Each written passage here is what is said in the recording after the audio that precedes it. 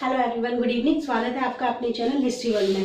हम देख रहे थे यूरोपियन कंपनियों का भारत आगमन। कल की क्लास में अगर थोड़ा सा ध्यान दें तो कल की क्लास में हमने डिस्कस करा था कि किस तरीके से पुर्तगालियों ने भारत के लिए नए मार्ग की खोज की थी। इससे पहले भी भारत का विदेशों से व्यापारिक संबंध था, विदेशों से व्यापार होता रहता था। स्थल मार्ग और जल मार्ग दोनों के थ्रू अपना व्यापार होता था। स्थल मार्ग देखें तो हमने देखा था उत्तर पश्चिमी सीमा से अफगानिस्तान से होते हुए दर्रों को पार करते हुए ये व्यापारिक मार्ग था अपना स्थल मार्ग, ठीक है। और दूसरा हमने समुद्री मार्ग देखा था जिसमें हमने देखा था अफ्रीका और यूरोप के मध्य था भूमध्य सागर से पार करते हुए ये फारस की खाड़ी अरब सागर को पार करते हुए ये भारत में आते थे, अपना व्यापार करते थे पूर्वी देशों के साथ में।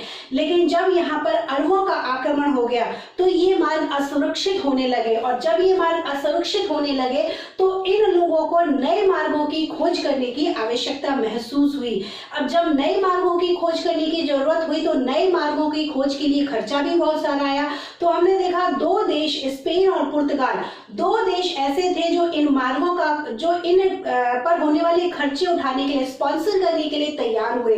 स्पेन और पुर्तगाल, इनके राजाओं ने कहा कि हम आपका स्पॉन्सर करेंगे और आप जाकर नए मार्गों की खोज कीजिए। जिसमें हमने देखा कि 1492 में कोलंबस निकला स्पेन से, तो स्पेन से वो भारत के लिए निकला, तो भारत को खोजने के लिए था, लेकिन वो रास्ता भूल गया।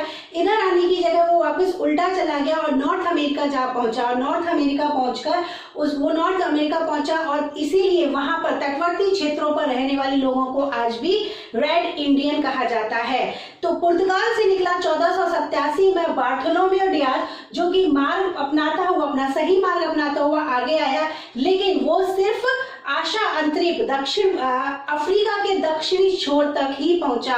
वो भारत नहीं आ पाया, दक्षिणी छोर तक ही पहुंचा और वापस वो यहाँ से वापस हो गया, ठीक है। तो वो भी भारत के लिए पूरा मार्ग नहीं खोज पाया, वो भी इसमें असफल रहा। उसके 10 साल बाद 1497 में पुर्तगाल से निकला वास्को डिगामा, निकला था 1497 में, और बार्थोलोमेओ डियाज वाला ही मार्ग अपनाते हुए वो एशिया पहुंचा, भारत पहुंचा, जिसकी सहायता करी थी गुजराती व्यक्ति अब्दुल मजीद ने। और वो जब भारत पहुंचा था तो उस समय था 17 मई 1498। 17 मई 1498 को वो भारत पहुंचा था और वहां पर कालीकट बंदरगाह पर वो पहुंचा था। कालीकट बंदरगाह पर भी स्पेशली मैंने आपको बताया था कप कड़ाबू नामक स्थान पर वो पहुंचा था, जहां पर वहां के हिंदू शासक जमोरिन, जिसकी उपाधि हुआ करती थी, उन्होंने वास्को डिगामा का बहुत भव्य स्वागत किया था। जब वास्को डिगामा यहाँ से वापस गया था तो अपने साथ में बहुत सारी काली मिर्च लेकर गया था, जिससे वहां जाकर उसको 60 गुना फायदा हुआ था। और इसी वजह से पुर्तगाली हमारे यहाँ पर व्यापार करने के लिए आकर्षित हुए थे। तो उसके बाद हमने देखा था अब आगे भी बहुत सारे पुर्तगाली आए थे, उन्होंने अपनी पहली फैक्ट्री कोचीन में 1503 में भी स्थापित करी थी। वो सब हमने कल की क्लास में डिस्कस किया था। उसके बाद में मैंने आपको बताया था कि क्रम आपको याद रखना है PDAF, ये आपको क्रम याद रखना है, पुर्तगाली, डच, अंग्रेज और फ्रांसीसी, ठीक है। पुर्तगाली, डच, अंग्रेज और फ्रांसीसी, जिसमें अंग्रेज का जो है ये एक बहुत बड़ा चैप्टर है जो हम कल की क्लास में डिस्कस करेंगे। पुर्तगाली हम कल कर चुके हैं और आज हम डिस्कस करने वाले हैं डच और फ्रांसीसी को, ठीक है। आज हम डिस्कस करेंगे डच और फ्रांसीसी को।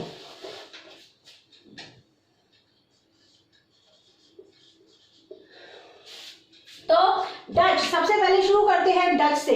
देखो 1596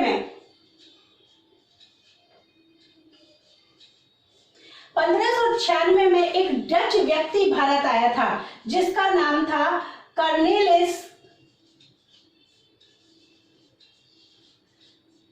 डी हाउटमैन।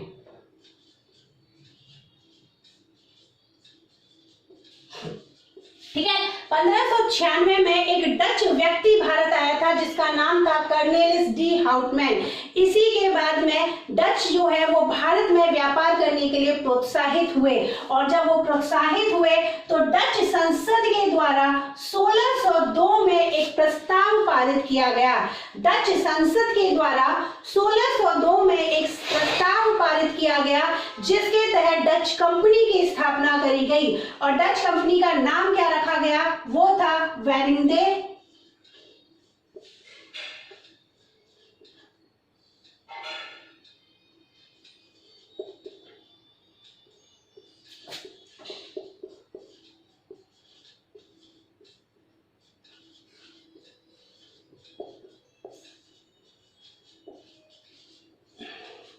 ठीक है। 1602 में डच संसद के द्वारा एक प्रस्ताव पारित किया गया और एक डच ईस्ट इंडिया कंपनी की स्थापना करी गई थी। नाम रखा गया वेरेनिंगे ओस्ट इंडिशे कंपनी। ठीक है, इस कंपनी की स्थापना करके इसको 21 वर्षों के लिए भारत और पूर्वी देशों के व्यापार का अधिकार दिया गया। ठीक, इस कंपनी की स्थापना डच संसद के द्वारा की गई और इसको 21 वर्षों के लिए भारत और बाकी के, केवल भारत ही नहीं, भारत के साथ साथ बाकी सभी पूर्वी देशों के साथ में व्यापार की अनुमति प्रदान की गई, व्यापार का अधिकार दिया गया। ठीक है। तो ये जो डच सबसे पहले भारत आए, ठीक है, डच जब भारत आए थे तो डचों का भारत में व्यापार के लिए सबसे ज्यादा जो इंटरेस्ट था वो था मसाला पर। मसाला व्यापार पर इनका सबसे अधिक इंटरेस्ट था और इनका एकमात्र उद्देश्य भारत में उस समय यही था कि मसाला व्यापार पर हम अपना एकाधिकार बनाए रखें, उस एकाधिकार की बलपूर्वक हम रक्षा करते रहें। ठीक है, और इसी के तहत 1605 में मसूलीपट्टनम में, ठीक है, 1605 में मसूलीपट्टनम में डचों ने अपनी पहली फैक्ट्री स्थापित करी थी। ठीक है, 1605 में मसूलीपट्टनम में डचों ने अपनी पहली फैक्ट्री स्थापित करी थी और दूसरी फैक्ट्री इन्होंने स्थापित करी थी जो करी थी 1610 में, और वो करी थी पुलिकट में। ठीक है, क्लियर हो गया।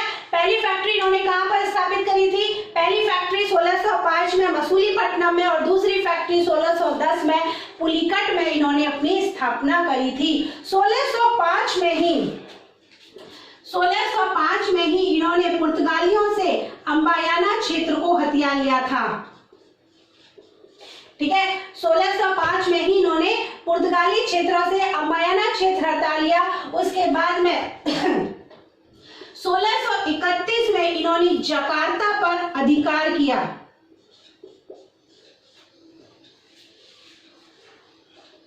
सॉरी, 1613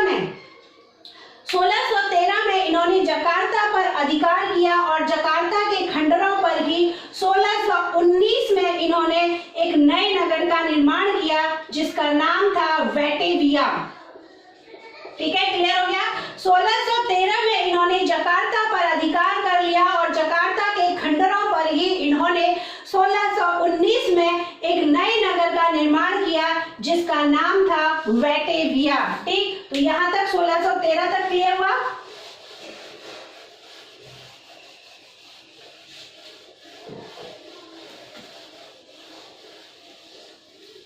देखो, जैसा कि मैंने अभी आपको बताया कि प्रारंभ में डचों का इंटरेस्ट सिर्फ और सिर्फ मसाला व्यापार तक था। ये पहले शुरुआत में सिर्फ मसाला व्यापार पर ही अपना एकाधिकार स्थापित करना चाहते थे और इनकी कोशिश यही रहती थी कि बलपूर्वक अपने उस एकाधिकार की रक्षा करते रहें। लेकिन धीरे धीरे इन्होंने मसालों के अतिरिक्त अन्य चीजों में भी इंटरेस्ट दिखाना शुरू कर दिया। अन्य चीजों में जैसे कि मसाले के साथ साथ देखें हम तो नील,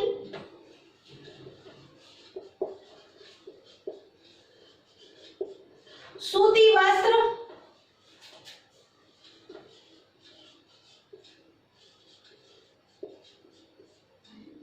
वस्त्र, कच्चा रेशम, ठीक है, अफीम और शोरा, इन सभी चीजों का ये अपने देश के लिए निर्यात करने लगे थे। ठीक है, कच्चा रेशम, अफीम, शोरा, सूती वस्त्र, नील, मसाला, इन सभी चीजों का ये अपने देश के लिए निर्यात करने लगे थे।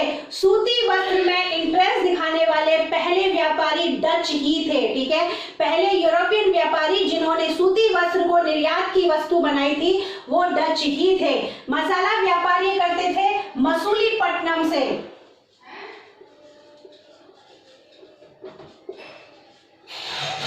ठीक है, मसाला व्यापार ये मसूलीपट्टनम से करते थे। नील का मसाला व्यापार ये करते थे मालाबार तट से। मालाबार तट से ये मसाला व्यापार करते थे। नील का व्यापार करते थे ये मसूलीपट्टनम से और सूती वस्त्र का व्यापार करते थे ये कोरोमंडल तट से।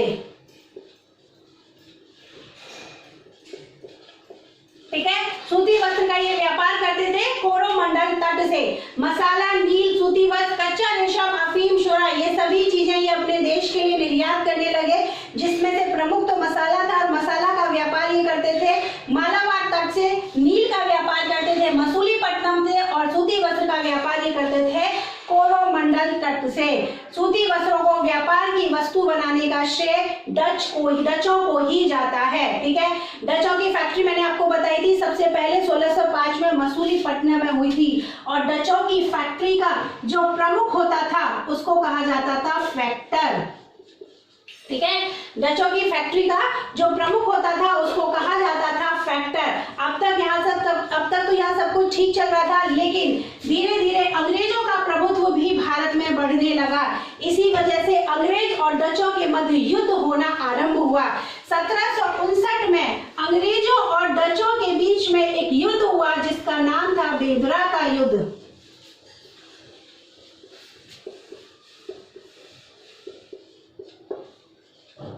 और इस युद्ध में अंग्रेजों ने डचों को बुरी तरीके से पराजित किया। इस युद्ध में अंग्रेजों ने डचों को बुरी तरह से पराजित किया, और इस समय अंग्रेजों में बंगाल का गवर्नर था क्लाइव। यहाँ पर अंग्रेजों का बंगाल का गवर्नर था क्लाइव। उन्होंने डचों को बुरी तरीके से पराजित किया, और उसके बाद में 1795 तक अंग्रेजों ने डचों को पूरी तरीके से भारत से बाहर निकाल दिया। 1795 तक अंग्रेजों ने डचों को पूरी तरीके से बाहर निकाल दिया। तो इस तरीके से डच जो है भारत आए और भारत से वापस चले गए। ठीक, इसके बाद में भारत में आते हैं अंग्रेज, जिनको हम कल की क्लास में डिस्कस करेंगे।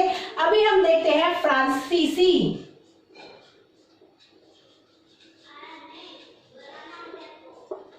देखो, फ्रांसीसी जो कि भारत में सबसे अंत में भारत आए थे, जो कि सबसे अंत में भारत आए थे। वैसे देखा जाए तो डेनिश भी भारत आए थे, लेकिन वो आपके एग्जाम के पॉइंट ऑफ व्यू से इंपॉर्टेंट नहीं है। 4 ही आपकी कंपनियों के क्वेश्चन एग्जाम में आते हैं, पुर्तगाली, डच, अंग्रेज और फ्रांसीसी।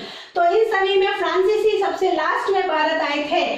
और जब ये भारत आए थे तो उस समय फ्रांस का राजा कौन था? तो उस समय था फ्रांस का राजा लुई 14वां। ठीक है, लुई 14वें का एक मंत्री था जिसका नाम था कोलबर्ट। इस कोलबर्ट ने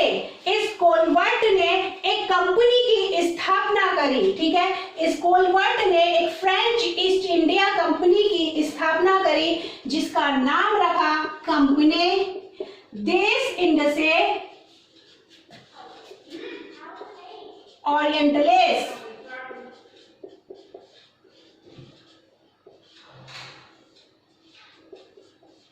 ठीक है, ये इस कंपनी का इसने नाम रखा, और इस कंपनी को इन्होंने पूर्व के देशों के साथ में व्यापार करने की आज्ञा दी। ठीक है, लुई 14वां इस समय फ्रांस का राजा हुआ करता था, उसका एक मंत्री था कोलबर्ट। तो कोलबर्ट ने एक कंपनी की स्थापना करी जिसका नाम था कंपनी देश इंडसे ओरिएंटलेस। इस कंपनी को इन्होंने भारत और पूर्व के देशों के साथ में व्यापार करने की अनुमति प्रदान की। तो इस तरीके से फ्रांसीसी भारत में आए, और भारत में आकर इन्होंने अपना पहला व्यापारिक कारखाना या जिसको हम कह सकते हैं पहली फैक्ट्री कहां पर स्थापित करी? तो इन्होंने करी थी सूरत में। और कब करी थी? 1668 में। इस कंपनी की स्थापना कब हुई थी? तो इस कंपनी की स्थापना हुई थी 1664 में। ठीक है, 1664 में इस कंपनी की स्थापना करके इसको भारत और बाकी के पूर्व के देशों के साथ में व्यापार के लिए भेज दिया। भारत में आकर इन्होंने अपना पहला कारखाना 1668 में सूरत में बनाया था। ठीक है, 1668 में सूरत में बनाया था, जिसका मेन बनाया गया फ्रांसिस कैरो को।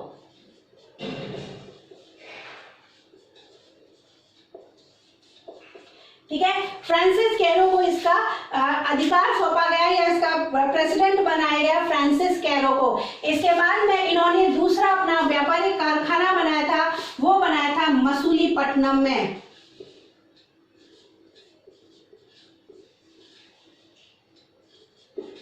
ठीक है, पहला कहां पर बनाया था? पहला बनाया सूरत में और दूसरा बनाया मसूलीपट्टनम में। इसके बाद में देखो, सिर्फ हम हम इंपॉर्टेंट डेट्स ही याद कर रहे हैं, इंपॉर्टेंट डेट्स में जो जो चीजें हुई थी वही याद कर रहे हैं, ज्यादा डीपली हम यहाँ नहीं पढ़ रहे हैं। 1673 की बात है,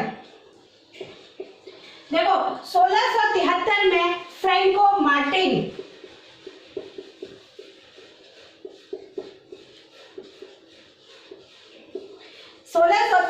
में फ्रैंको मार्टिन ने वेलकोंडापुर के सूबेदार शेर खान लोधी से एक गांव प्राप्त किया और उस गांव का नाम था पुदुचेरी।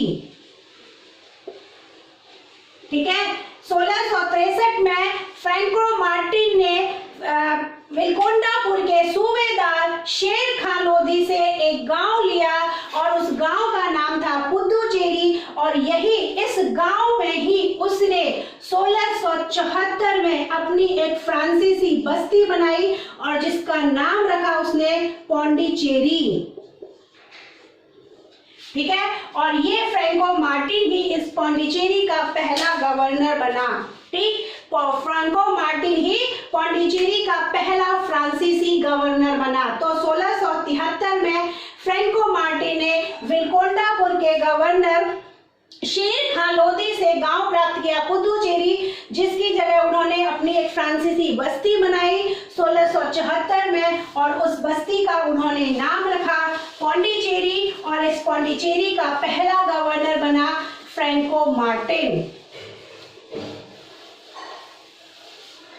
ठीक है, इस पौंडीचेरी का पहला गवर्नर कौन बना? फ्रैंको मार्टिन बना।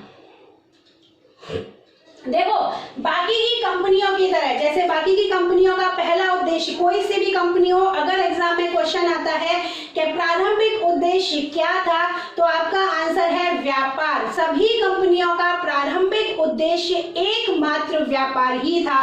भारत और बाकी के पूर्वी देशों के साथ में व्यापार करना इनका एकमात्र उद्देश्य था।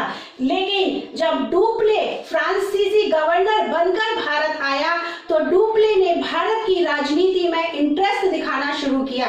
डुप्ले ने भारत की राजनीति में हस्तक्षेप करना शुरू किया, जहां पर पहले से अंग्रेज अपना हस्तक्षेप करते आ रहे थे। तो जब डुप्ले ने इस राजनीति में हस्तक्षेप किया, तो ये जो है अंग्रेजों को अच्छा नहीं लगा, और इसी वजह से अंग्रेजों और फ्रांसीसियों के मध्य में युद्ध हुआ।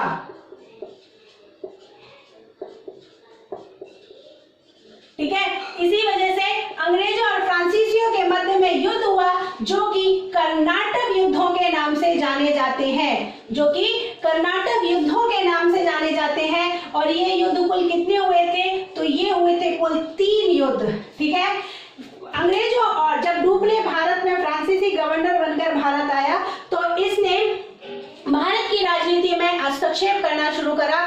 इसी वजह से अंग्रेज और फ्रांसीसियों के मध्य में युद्ध हुआ, जो कि कर्नाटक युद्ध के नाम से जानते हैं, क्योंकि अंग्रेज तो यहाँ ऑलरेडी अपनी यहाँ की राजनीति में हस्तक्षेप कर ही रहे थे।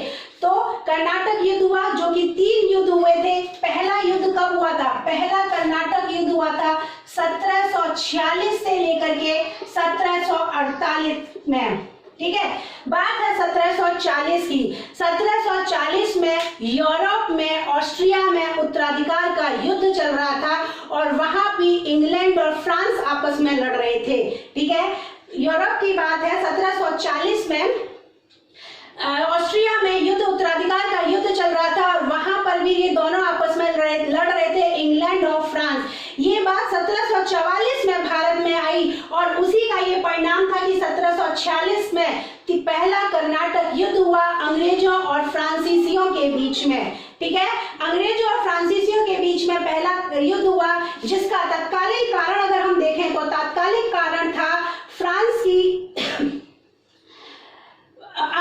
अंग्रेज अधिकारी, जिसका नाम था कैप्टन बर्नेट, उसने फ्रांसीसी जहाजों पर अपना अधिकार कर लिया।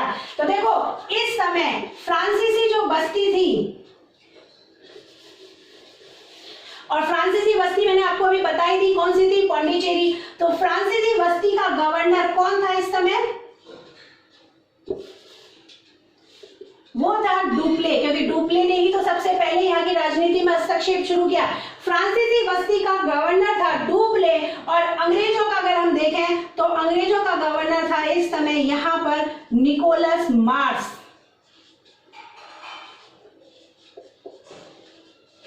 ठीक है। अंग्रेजी बस्ती का गवर्नर था निकोलस मॉर्स और फ्रांसीसी बस्ती का गवर्नर कौन था? डुप्ले।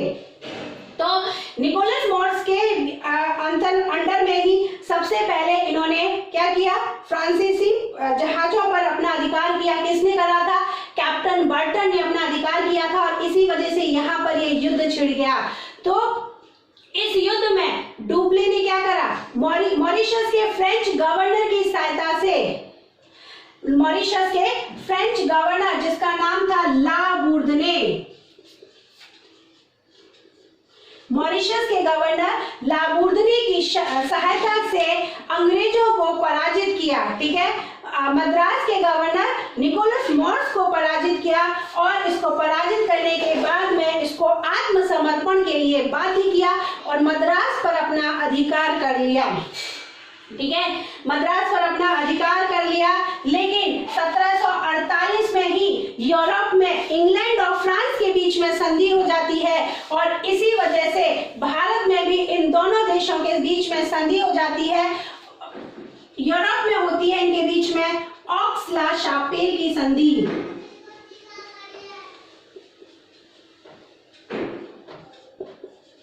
ठीक है। यूरोप में इन दोनों के बीच में संधि होती है, ऑक्स-ला-शापेल की संधि, और उसी के तहत भारत में भी इनका ये जो युद्ध है वो समाप्त हो जाता है। तो पहला युद्ध शुरू हुआ था 1746 से लेकर 48 के मध्य में, जो कि ऑक्स-ला-शापेल की संधि के साथ में समाप्त होता है। अब आता है दूसरा कर्नाटक युद्ध और दूसरा हुआ था 1749 से लेकर के 1753 के बीच।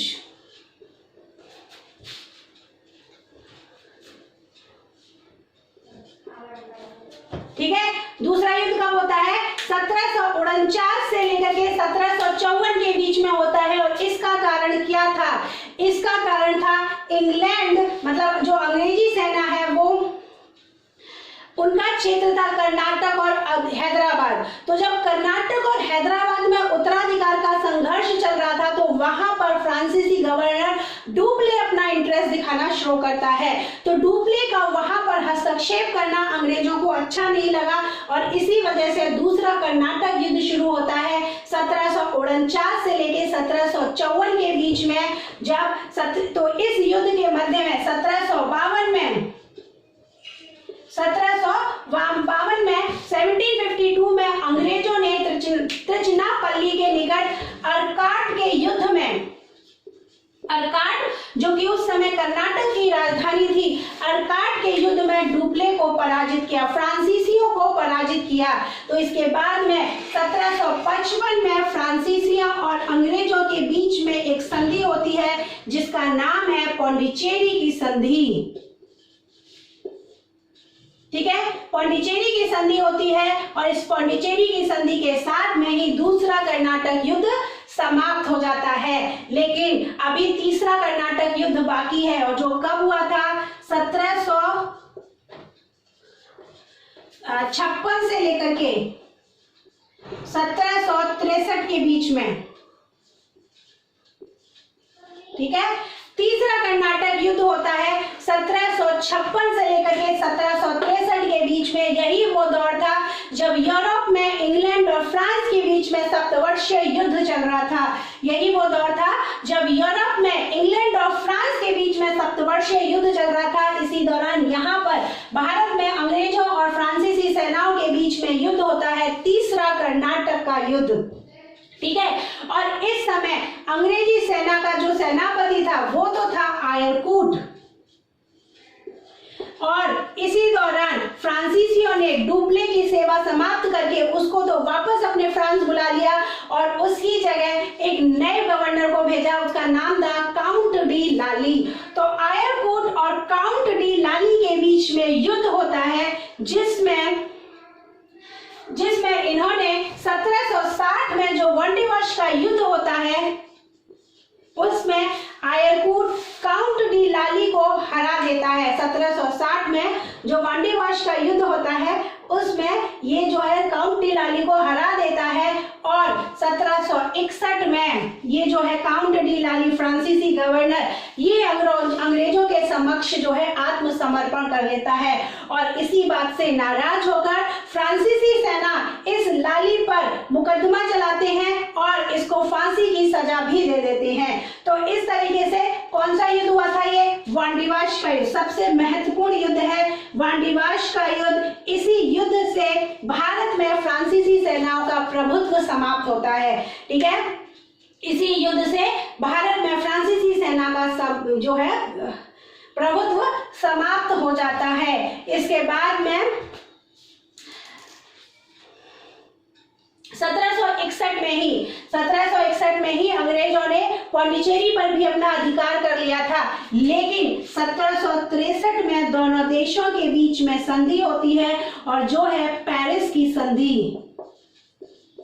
ठीक है, 1763 में दोनों देशों के बीच में संधि होती है जो कि है पेरिस की संधि और इस पेरिस की संधि के तहत ही अंग्रेज जो है फ्रांसीसियों को पौंडीचेरी वापस कर देते हैं। ठीक है, ये जो है फ्रांसीसियों को पौंडीचेरी वापस कर देते हैं। तो इस तरीके से आपने देखा कि जो तीसरा कर्नाटक युद्ध था, इस युद्ध में फ्रांसीसियों की निर्णायक पराजय होती है और भारत में इनकी राजनीतिक महत्वाकांक्षा हमेशा के लिए समाप्त हो जाती है और भारत में फिर एकमात्र शक्ति रह जाती है यूरोपीय शक्ति, वो थी अंग्रेज, जिसको हम कल की क्लास में डिस्कस करेंगे। अगर आज की क्लास में कोई भी क्वेश्चन है, क्वेरी है तो आप कमेंट बॉक्स में कमेंट करके पूछ सकते हैं। मिलते हैं कल की क्लास में, तब तक थैंक यू सो मच।